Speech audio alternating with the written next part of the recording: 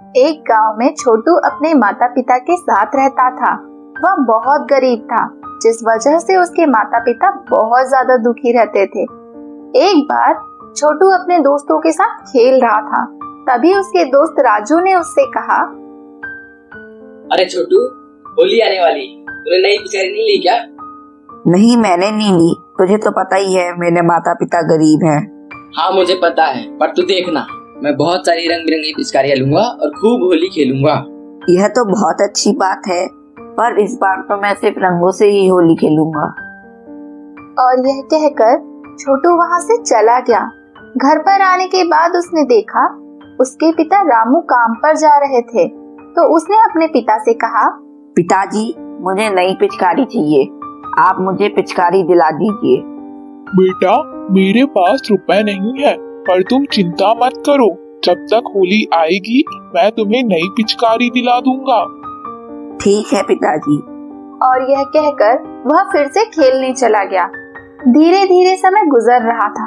होली के दिन करीब आ रहे थे और एक दिन छोटू खेलता हुआ गांव के बाहर चला गया और उसे वहां पर एक जादुई पेड़ दिखा, जिस पर बहुत सारी पिचकारी लटक रही थी।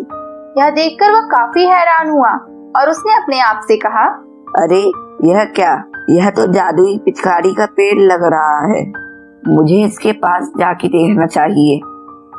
और यह कहकर वह पिचकारी के पेड़ के पास गया।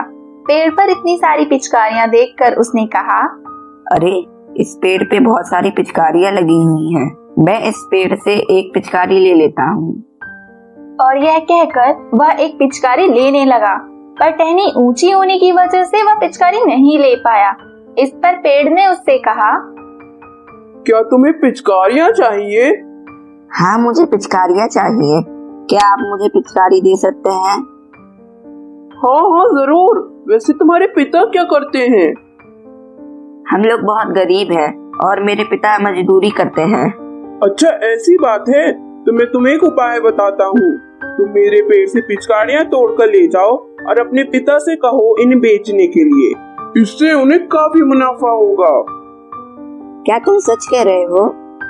हाँ मैं बिल्कुल सच कह रहा हूँ। यह पिचकारियां कभी खत्म नहीं होंगी, चाहे कितनी भी पिचकारियां बेच लो।